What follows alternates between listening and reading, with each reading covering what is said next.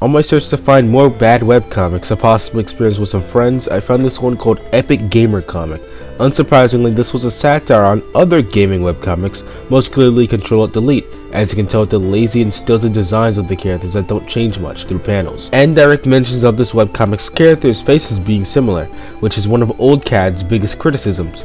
I wanted to make a really short and quick video today before I make my Yokai Watch manga review video, just to get out my feelings about this weird ass webcomic in a way that people would listen to. So this won't be a standard review, and it'll be a bit more unfocused, but still scripted. The art is horrible, but that's on purpose. When the artist tries with this comic, they do it really well, but since this is a shitpost parody gaming webcomic, they of course don't try their best, and mostly mirror CAD as I said earlier. So 80% of the time it's tilted and only the head moves slightly or their faces slightly shift. It works in the comic's favor though, because I think that the jokes that work in this are funnier due to the style of humor, although that can get old quickly depending on who you are, and I'll talk more about that in depth later. This comic's main strong suit is its humor, as that's most certainly the reason why you'd read Epic Gamer Comic in the first place. The creator of the webcomic does a great job of making it feel like it's horrible while still making it ironically funny most of the time. Like when they finish an entire joke in 2 panels and they still use 4 panels anyway, or when the scene takes up 1 panel and the other panels are just empty.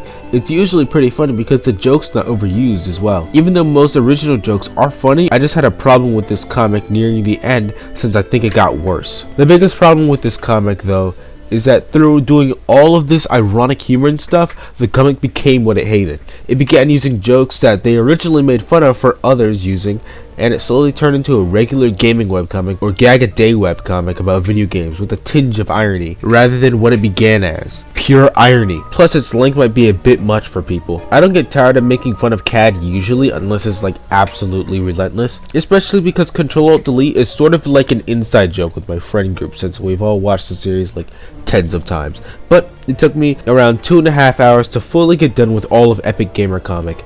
For someone that's not like me, the jokes would get old probably after 30 minutes, and for it to be getting worse as the series progresses really doesn't help this comic. I would have talked about the characters, settings, and etc., but that's not the point of this comic.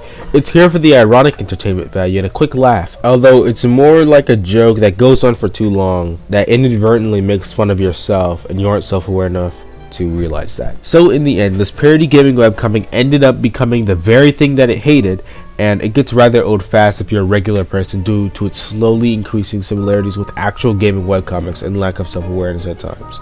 I'll rank it just cause it's a 4 out of 10. I enjoyed it, but I doubt many others would actually enjoy sitting down and reading this thing.